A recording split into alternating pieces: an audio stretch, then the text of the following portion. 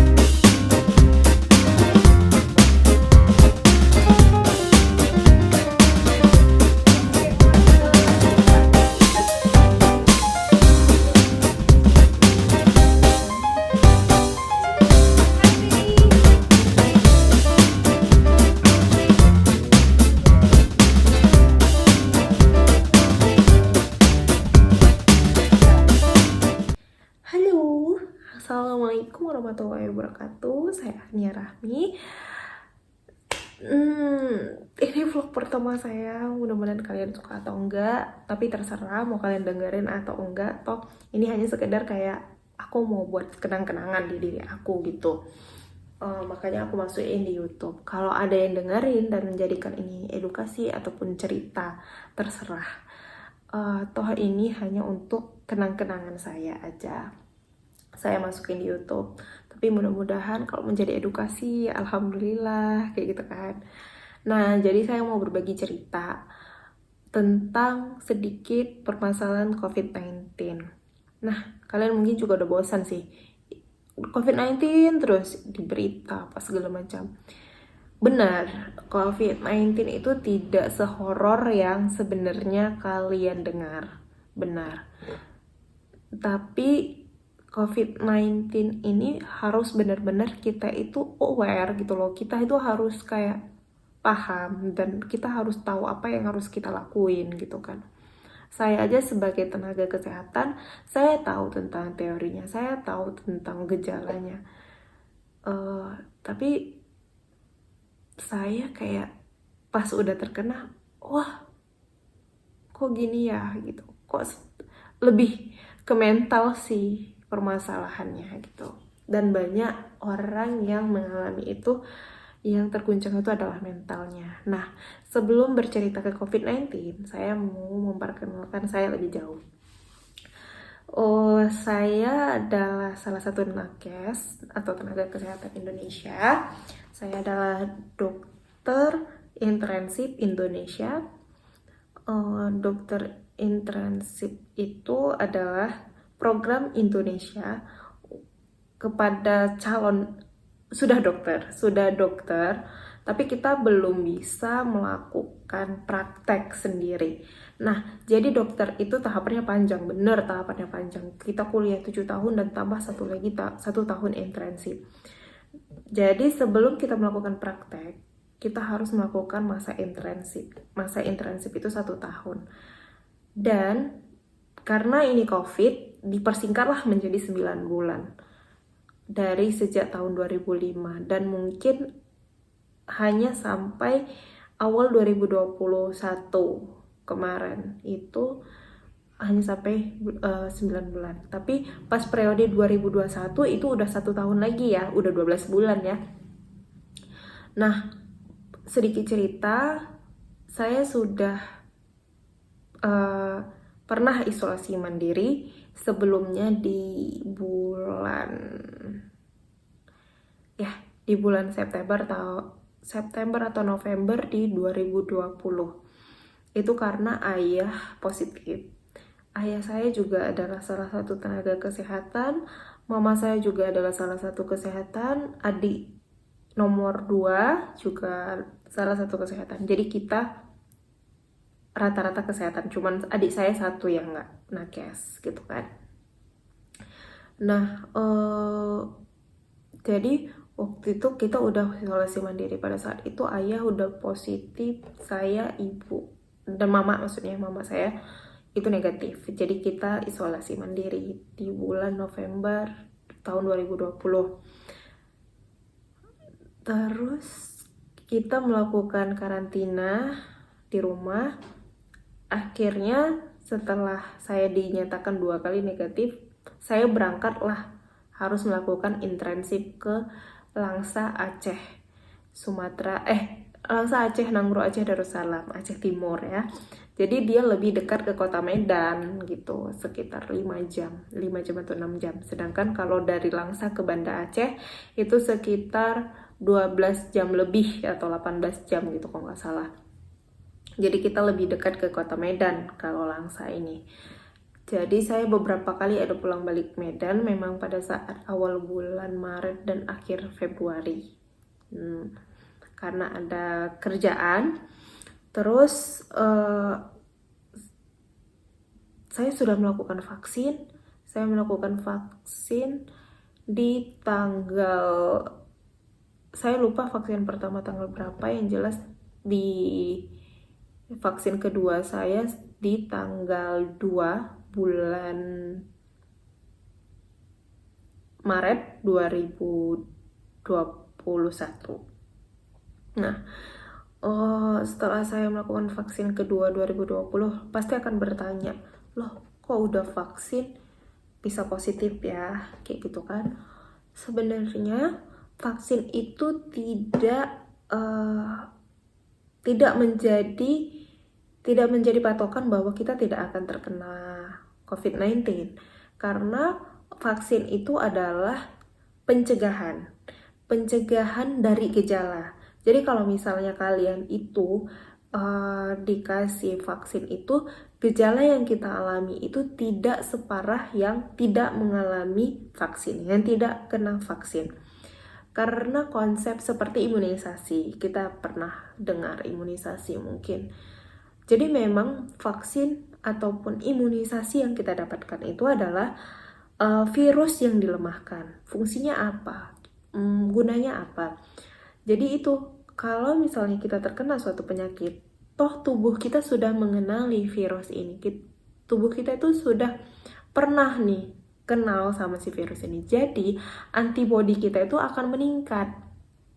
Jadi yang paling penting itu adalah antibodi meningkat. Antibodi kita itu sudah meningkat sehingga pada saat terkena virus itu antibodi lebih kuat daripada si virus ini. Itu sebenarnya yang diharapkan dari vaksin ini. Jadi vaksin ini bukan serta-merta kamu nggak akan kena dengan COVID-19. Kita bisa kena karena itu tadi konsepnya, bahwa vaksin ini hanya menurunkan gejala. Contoh kalau misalnya suntik BCG, kita sudah imunisasi BCG. Supaya apa? Supaya kalau misalnya kita terkena TB, kita itu nggak parah, kita itu nggak makin ibaratnya badan kita tuh nggak terkejut gitu loh, nggak terkejut dengan ini apa ya gitu. Jadi dia udah siap, dia udah pernah nih maju melawan si virus ini gitu. Jadi dia pasukannya udah makin banyak gitu. Yang diharapkan adalah penyuntikan vaksin itu gitu. Jadi kalau kalian sudah vaksin, yang paling penting itu adalah protokol kesehatannya. Nah, kebanyakan dari kita, dan saya pribadi memang mengakui kesalahan saya sebagai nakes, kita lalai dengan penggunaan protokol kesehatan. Karena kita merasa aku udah vaksin kok. Tidak usah beberapa teman juga kayak gitu, karena kita sudah merasakan bosannya menggunakan masker sehingga kita lalai melakukan protokol kesehatan.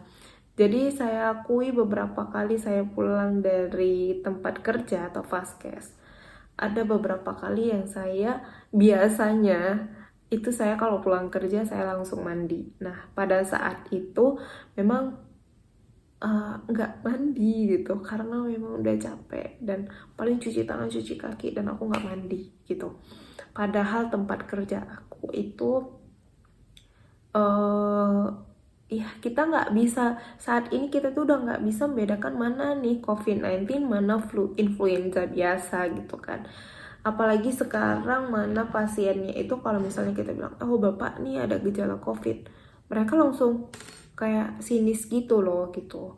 Bukan saya menyalahkan masyarakat juga, tapi itu memang adalah PR kita sebagai tenaga kesehatan. Kenapa pasien ini tidak aware dengan hal itu? Karena mungkin berat dengan isolasi. Bagaimana kalau misalnya diisolasi, terus pekerjaan saya seperti apa gitu kan. Jadi memang sudah sangat sulit untuk membedakan mana flu biasa dan mana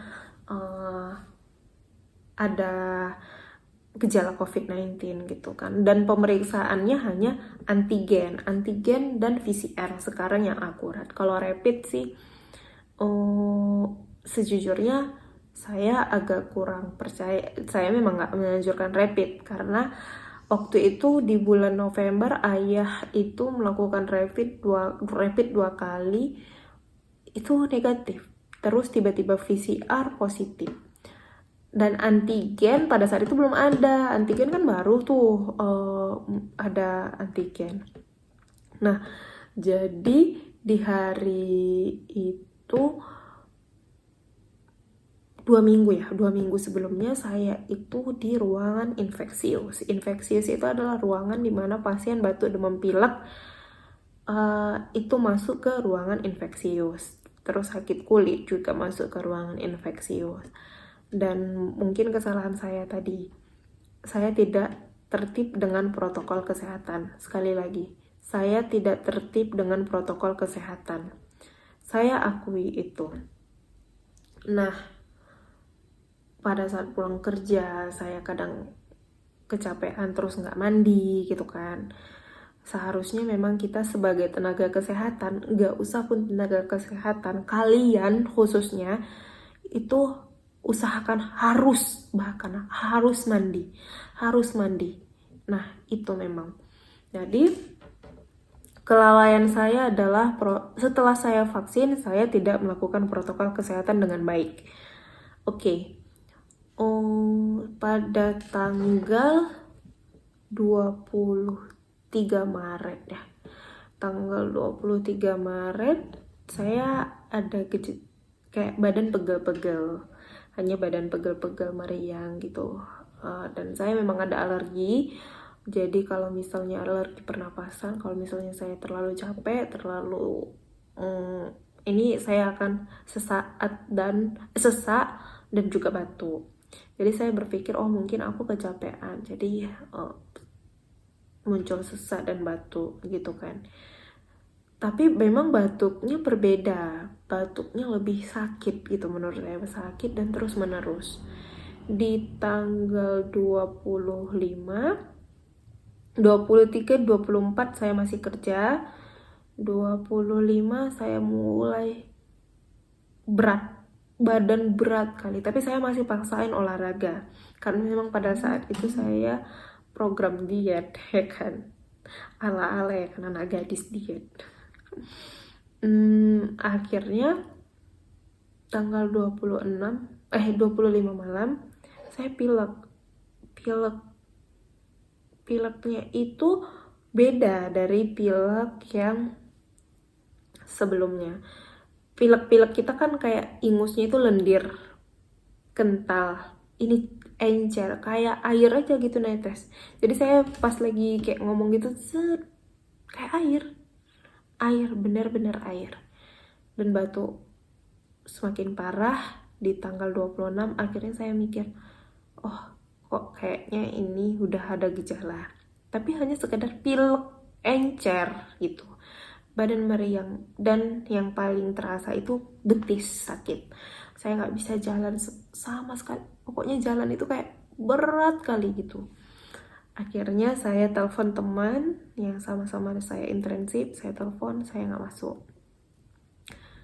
Setelah itu besok hari semakin berat, batuk, pilek. Hari Sabtu saya masih ada keluar beli makanan, masih enak. Pas pagi saya masih bisa makan, masih Rabu siang saya masih bisa makan. Saya kebetulan kan lagi memang diet gitu kan, jadi nggak pun diet pun saya memang makan itu sore gitu, jam-jam 6. Jadi makanlah jam 6. Waktu itu makan sop pakai saus satu, pokoknya saus itu udah banyak kali, gak bisa ngerasain apa-apa. Udah mulai, tapi saya mungkin ini karena sopnya, karena ya beli sopnya itu di warung-warung yang kayak nggak rame pengunjungnya gitu, jadi kayak mungkin karena memang sopnya nggak terasa, aku mikirnya gitu ya kan. Akhirnya mungkin karena ini gitu, makan sop, udah biasa aja, nggak ada kayak ya udahlah pilek batuk biasa. Dan memang aku hobinya puisi, ya udah aku bikin puisi. Batuk makin parah, kayak batuk itu bisa kayak dalam satu kali batuk itu bisa berturut-turut gitu loh, kayak nggak berhenti gitu. Tapi aku memang nggak ada kepikiran ya udahlah kayak gitu, ayo nih sembuh, pasti karena alergi nih, karena sakit alergi nih gitu kan. Akhirnya hari Minggu aku bikin teh. Kok ini teh udah 2 sendok nggak terasa. Udahlah, kebetulan ada susu kental manis. Bayangin susu kental manis yang gitu manis, 1 bungkus habis. Di situ aku baru aduh, kayaknya nggak ya, fix. Kayaknya ini anosmia atau nggak bisa ngerasain apapun. Akhirnya aku carilah minyak kayu putih, nggak keciuman. Aku semprot parfum ruangan, nggak keciuman, fix anosmia, positif nih. Akhirnya aku telepon salah satu teman yang menganjurkan, karena aku kan bukan asli orang sini, jadi aku nggak tahu di mana ada swab antigen ataupun swab PCR. Aku telepon, dan akhirnya karena itu hari Minggu nggak ada yang buka, adapun waktu itu udah jam 1 dan itu udah tutup katanya. Ya udah, besok harinya lah baru swab antigen. Tanggal 29 Maret aku positif. Ya udah, aku berpikir udah aku bakal isoman dengan keadaan aku yang sendirian di kota ini, nggak punya keluarga, nggak punya saudara, yang diharap hanyalah teman sesama internship. Oke, aku masih kayak ya udahlah, antigen kok yang positif. Aku masih berpikir kayak gitu waktu itu kan. Akhirnya makin lemah, saturasi turun ke 93. Dan aku kasih tahu sama salah satu dokter pembimbing di vaskes aku telepon. Kakak itu aku manggilnya kakak itu sedang hamil pada saat hari Jumat itu, lagi hamil, dan sama-sama aku pada tanggal 8 Maret, jadi 2 minggu sebelumnya. Tanggal 8 Maret sama-sama aku di ruang infeksius. Kakak itu cek dia memang ada preeklamsi. Preeklamsi itu adalah hipertensi atau tekanan darah tinggi pada saat kehamilan mencapai 160/100 dengan dislipidemia atau kolesterolnya tinggi, waktu itu 300. Dia bilang sama aku tensinya segitu dan dislipidemia. Terus pada hari Senin itu aku Aku chat dia, Kak, Nia positif. Iya dek, kakak udah di rumah sakit, kakak mau melahirkan, mohon doanya, yang penting dia semangat. Kakak itu bilang kayak gitu. Iya kak, makasih, alhamdulillah, semoga lancar lahirannya. Habis itu kakak udah lahiran dek. Oh, alhamdulillah, semoga jadi anak soleh soleha. Aku bilang ya dek, Nia juga semangat ya, katanya kayak gitu. Di hari Kamis tanggal 1, bukan hari Kamis, hari Rabu tanggal 31, aku dikabarin bahwa kalau kakak itu juga positif COVID. Aku kaget, astagfirullah, dalam hati. Kadang berpikir apa dari aku, karena sebelumnya memang aku ada keluar kota. Terus hari Kamis pagi aku dapat kabar kakak itu positif. Kamis malam dapat kabar saturasi kakak itu udah 70 ke 60 ya, 60 ke 70. Dan akhirnya kakak itu meninggal. Mohon doa, mohon kirim Al-Fatihah buat seluruh nakes seluruh Indonesia yang gugur. Aku minta tolong sama kalian, hargai para nakes yang sudah berjuang. Apalagi saat ini miris rasanya ada seorang perawat yang dipukul hanya gara-gara darah saat infus darah ngalir. Itu rasanya miris, rasanya aku sedih gitu loh. Karena kita nakes juga dengan segala resiko dan beberapa teman, beberapa sejawat akhirnya gugur. Rasanya sedih gitu loh. Memang kita sama-sama capek. Mungkin pada saat itu kalian juga panik, kami juga dalam keadaan kami panik. Karena COVID ini belum selesai, kita juga dalam keadaan panik. Oke. Akhirnya kakak itu meninggal. Saya di situ sudah merasa lebih tenang sih. Hari Selasa itu udah kayak bisa makan, bisa enjoy. Di hari Kamis itu kayak ngerasa drop, nggak bisa, kayak mau makan salah, nggak makan salah. Pokoknya apa yang mau dimakan itu kayak mau keluar, mau muntah. Apalagi aku di sini sendirian, aku nggak tahu. Pokoknya semua makanan delivery, semua makanan harus delivery. Dan di sini belum ada Gojek, jadi bener-bener yang delivery. Nah, semua aku urusin sendiri. Memang kita itu jadi mental sih, menurut aku dari COVID-19 ini paling diserang adalah mental. Jadi buat kalian pejuang COVID, ataupun jika nauzubillah min dzalik ya, kalau kalian positif ataupun keluarga kalian positif, yang paling penting adalah siapkan mental. Karena kita nggak tahu kapan kita akan positif dan kapan nauzubillah min dzalik. Mudah-mudahan kita semua sehat.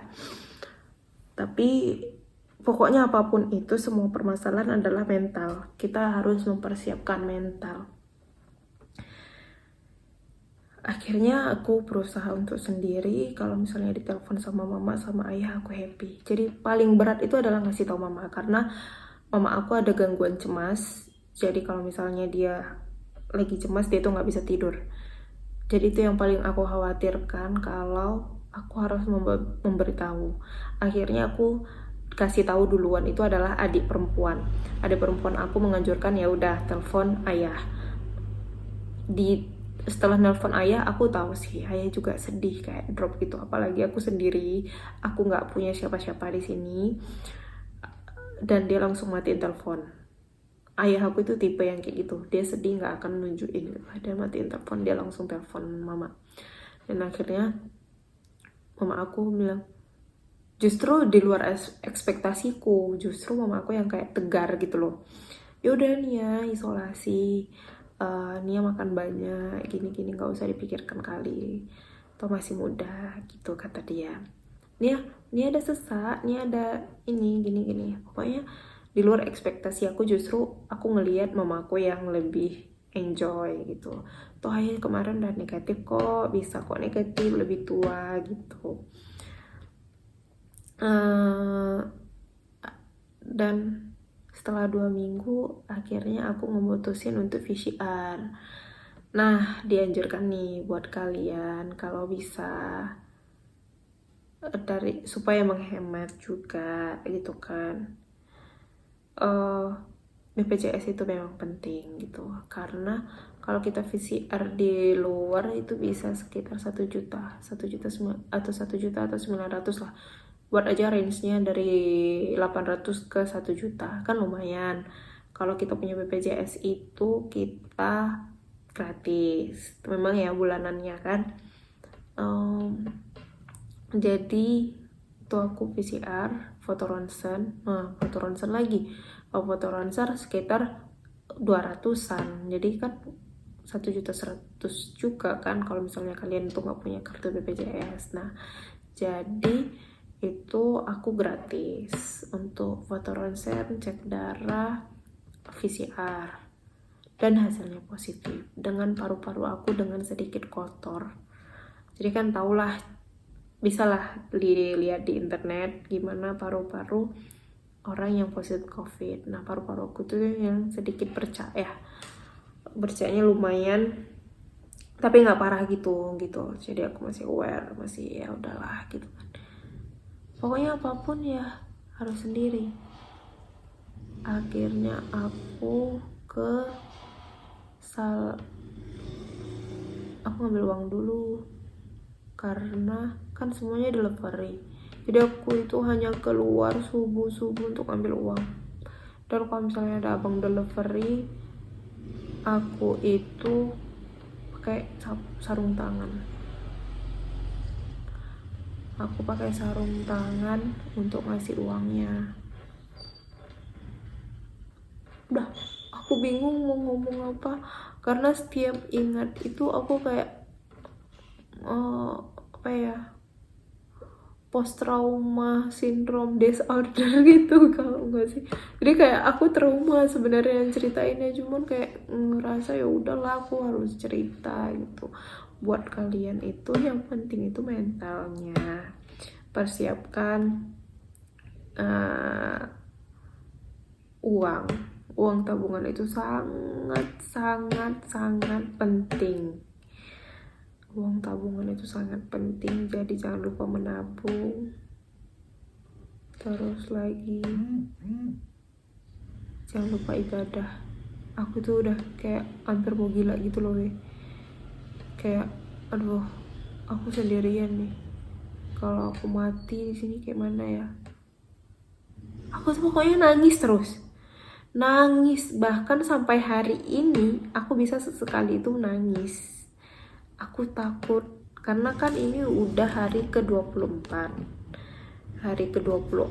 dan dianjurkan untuk cek lagi hari Selasa. Jadi sekitar 2 hari lagi nih mau cek lagi. Jadi aku khawatir juga kalau misalnya nanti aku itu masih positif. Berarti hampir 1 bulan kan aku positif.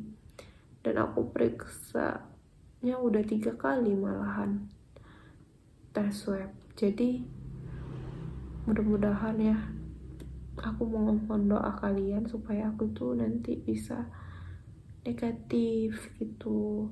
Jadi ini kayak ngisi kekosongan aku selama isolasi sih.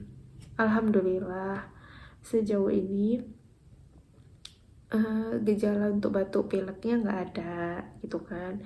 Tapi yang paling aku rasain itu tuh kayak badan aku masih pegel gitu, kaki aku masih sering kayak nyut-nyutan kayak gitu. Itu sih yang paling aku rasain gitu. Tapi kalau batuk pilek sesak kayaknya nggak ada sih, cuman itu lebih ke stresnya sih aku rasa. Jadi aku tuh kayak susah tidur, kaki nyut-nyutan, bawaannya melo, mau nangis gitu, apalagi ini bulan puasa gitu kan. Kayak biasanya bulan puasa pasti kami ngumpul pas pertama gitu, dan nanti nggak terasa kan bakal mau hari raya, dan ada lagi ketentuan nggak boleh keluar kota, nggak bisa kumpul keluarga gitu kan. Jadi kayak aku itu melo, yang sebenarnya paling dihantam dari COVID ini adalah mental. Jadi buat kalian supaya jangan kena COVID-19 adalah protokol kesehatan. Protokol kesehatan, cuci tangan, terus pakai masker itu penting. Contoh, aku kan tinggal sendiri di kota ini. Jadi kalau misalnya ada kayak memang urgent, aku tuh memang harus terpaksa keluar. Contoh kan, di sini delivery sendiri gitu kan. Bukan kayak Gojek yang bisa pakai GoPay, enggak gitu. Jadi memang aku harus megang uang tunai. Jadi coba kalian pikir, berapa banyak yang kita nggak tahu. Aku ya, kalau misalnya masuk nih uang ke dompet, itu uangnya aku semprot pakai disinfektan. Terus handscoon aku juga aku kasih semprot, aku cuci. Tapi kan aku nggak bisa mastiin kalau itu nggak ada kuman. Aku kan nggak bisa mastiin itu sama kalian gitu. Terus lagi beberapa kali aku harus ke ATM. Ya, mana ada delivery? Logikanya aja, mana ada delivery yang mau kalau uang aku nggak ada. Terus aku minta sama teman, seberapa sih, mereka juga kerja, mereka juga punya keluarga. Jadi nggak semua bisa kita harapkan untuk itu gitu. Karena itu tadi balik, harus mental kalian yang dikuatin. Pada saat kalian COVID itu nggak semua orang bisa aware sama kalian. Jadi memang mental harus kalian siapin, uang tabungan memang harus ada gitu. Dan protokol kesehatan itu memang harus penting kalian lakukan, karena kita nggak tahu di luar sana, mungkin kayak aku tahu, tapi aku harus dengan terpaksa aku harus keluar. Aku kayak tadi, siapa yang mau, bisa-bisa aku yang mati kelaparan, bukan mati karena covidnya, karena aku sendiri kayak gitu kan. Nah, itu pentingnya kalian harus cuci tangan. Kita nggak tahu nih, mungkin beberapa yang kayak sama seperti saya, dia harus uh, apa beli makanan sendiri kayak gitu kan, nggak tahu kan kayak gitu. Kayak aku masih lah, kayak beras, terus susu pure brand segala macam, obat itu memang temen aku yang beliin. Tapi kan kalau kayak uang itu, masa iya temen kalian itu bolak balik ngantarin kalian semuanya? Enggak kayak gitu. Terus kan bisa aja nih dia nggak tahu dia positif, terus dia pegang, dia bantuin segala macam, karena nggak semua orang punya kesadaran untuk memeriksakan dirinya. Padahal dia udah tahu nih, aku nggak bisa gym, nggak bisa makan. Nggak semua orang mau periksa itu gitu. Jadi itu tadi, wajib dan penting kalian pakai masker dan pakai hand sanitizer, cuci tangan itu penting. Aku sih lalainya karena itu tadi, nggak mandi setelah pulang kerja itu ya.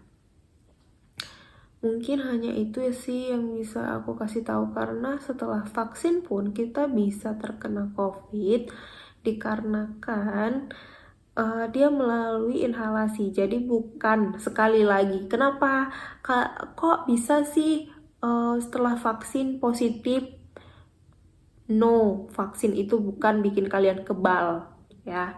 Vaksin itu hanya supaya kalian itu gejalanya nggak parah-parah kali gitu loh. Terus, vaksin itu bukan menyebabkan kalian jadi positif COVID. Mohon maaf, sekali lagi, ini yang berkali-kali aku dapat DM, aku dapat pertanyaan, gara-gara vaksin nih jadi positif COVID. No, bukan sekali lagi. Jadi, vaksin itu masuk ke dalam darah. Itu nggak bisa menyebabkan positif. Tapi kalau misalnya rapidnya positif, iya, karena antibody di rapid itu yang diperiksa itu antibody kalian. Jadi berarti antibody kalian itu udah menyerang si COVID itu. Itu makanya rapid, makanya positif. Dianjurkan adalah kalian itu melakukan PCR. Sekali lagi, PCR dan antigen. Kenapa? Itu dia masuknya dari inhalasi. Inhalasi itu hidung dan mulut, itu dicolok. Nah, kalau memang udah ada berarti dia memang ada di situ. Karena kalau yang udah masuk pembuluh darah itu nggak bisa naik loh ke tenggorokan kalian, itu enggak. Hello Shay, bukan itu. Dah, terus kalau memang udah ada berarti kita itu terhirup virusnya masuk ke hidungnya. Jadilah kita positif. Oke, Shay. Jadi jangan salahkan vaksin, aku jadi positif ya. Sekali lagi mohon maaf ibu-ibu, bapak-bapak, adik-adik, kakak-kakak semuanya yang di luar sana. Jangan percaya sama isu-isu hoax yang masuk ke WA group. Oke. Sekali lagi saya tekankan, bukan karena suntik vaksin makanya saya positif, tapi karena memang masuk melalui inhalasi saya positif. Oke. Udah. Yang paling penting adalah protokol kesehatan. Vaksin oke. Percaya vaksin itu aman, halal, dan itu bukan menyebabkan menjadi positif COVID. Dan setelah vaksin jangan lalai, balik lagi ke pasal 1. Jangan lupa protokol kesehatannya, say. Oke, ya udah itu dulu ya. Capek udah ngomong ya. Doain enak negatif. Oke. Assalamualaikum warahmatullahi wabarakatuh. See you.